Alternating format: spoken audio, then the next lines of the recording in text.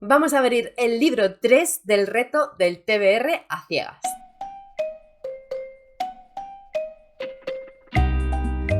Hola, ¿qué tal estáis? Espero que muy bien. Hoy vamos a continuar con este reto que llevaba parado un poquito, pero bueno, os conté por qué y os dije cuál fue el cambio que introduje en este reto. Lo tenéis en vídeos anteriores si queréis, si me acuerdo os lo dejo en la cajetilla. Pero hoy vengo aquí a contaros qué tal el último libro que leí de este reto, que fue este, y a abrir nuevo paquetito para ver cuál es la siguiente lectura que me toca en este reto. Antes de empezar, como siempre, os recuerdo que para apoyar mi contenido podéis dar un like al vídeo, suscribiros al canal si todavía no estáis suscritas o suscritos y que en la cajetilla de información tenéis los enlaces a todas mis redes sociales y también a mi Patreon si queréis formar parte de la comunidad y acceder a todo el contenido exclusivo y al club de lectura. Y ahora sí, vamos a ello. Lo primero que voy a hacer es contaros qué tal la última lectura de este reto, que fue Sin alma de Gail Carriger. Este es el primero de una colección que se llama El protectorado de la sombrilla, pero que se puede leer independientemente.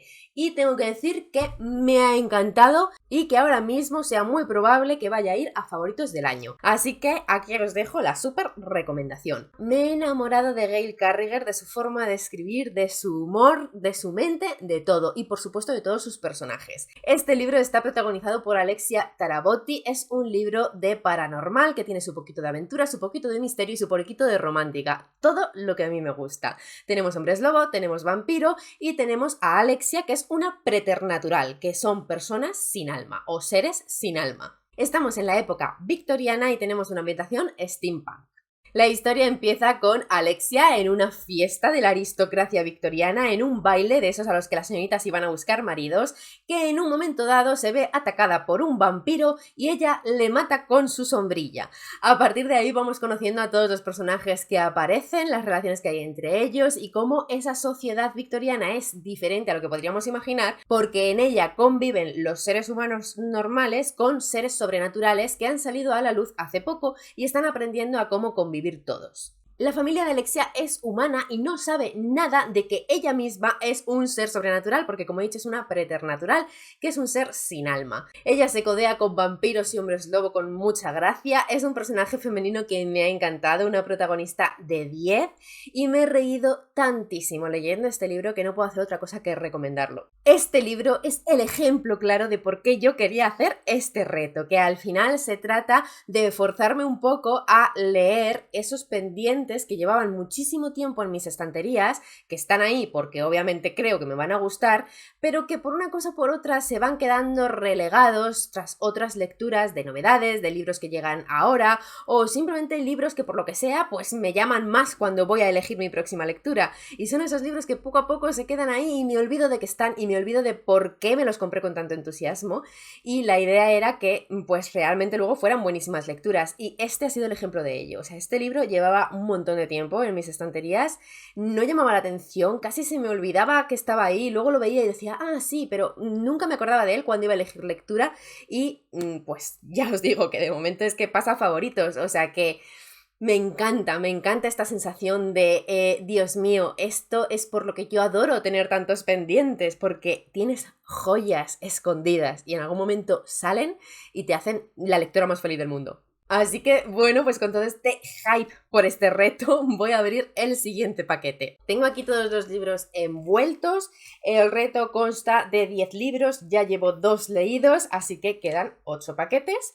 Y en esta tacita tan mona, que la tengo inutilizada desde que estoy haciendo este reto, tengo todos los papelitos para sacar el número al azar y buscar el número correspondiente en los paquetes de regalo, que os recuerdo que iban numerados. Os recuerdo, por si no lo habéis seguido, que el reto al principio constaba de 20 libros y luego hice un cambio para reducirlo a 10 libros por ciertas cosas que os cuento en otro vídeo, que ya digo que os los habré dejado abajo, por si acaso queréis seguir de verdad toda la evolución de este reto. Pero por si acaso visteis el primer vídeo, ahora habéis llegado a este y no sabéis muy bien qué ha pasado por medio, pues os lo digo así rápidamente. Vale, voy a sacar número, vamos a ver.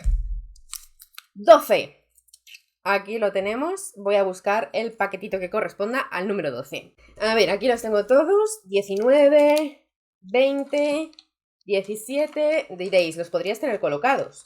Pues sí, podría, pero ¿y dónde está la emoción de la vida entonces? 13, va a ser el último, 11 y 12. Aquí lo tenemos.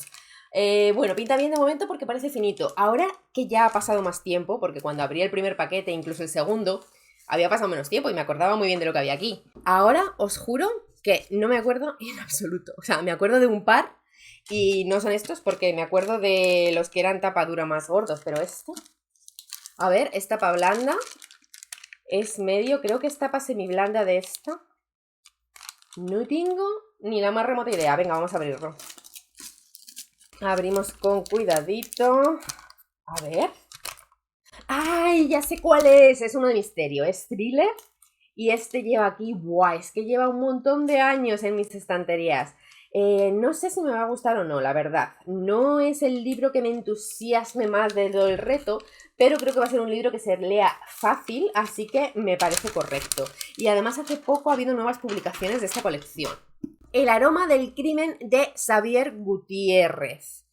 Seguro que muchas lo habéis leído, no lo sé. A ver, yo no conozco al autor, no he leído nada y no me parecía que fuera tan conocido, pero ya digo que hace poco he visto que había nuevas publicaciones de esta misma colección y en su momento me llamó mucho la atención, pero fue de esos que se quedó allí. La historia de este libro es que es de esos que me compré en una reread, o bueno, no era una reread, unas de segunda mano, en verano, porque yo ahora ya no lo hago porque mis pendientes han crecido, mis colecciones han crecido y tal, pero hace muchos años, de más jovencita, yo en verano, antes de irme de vacaciones con mi familia, siempre me iba a una librería de segunda mano y me cogía un montón de libros que eran los que me iba a llevar de vacaciones. Y este formó parte de una de esas tandas, pero luego la verdad es que de esos montones que yo me llevaba siempre había alguno que se quedaba sin leer, volvía a casa y pasaba al olvido.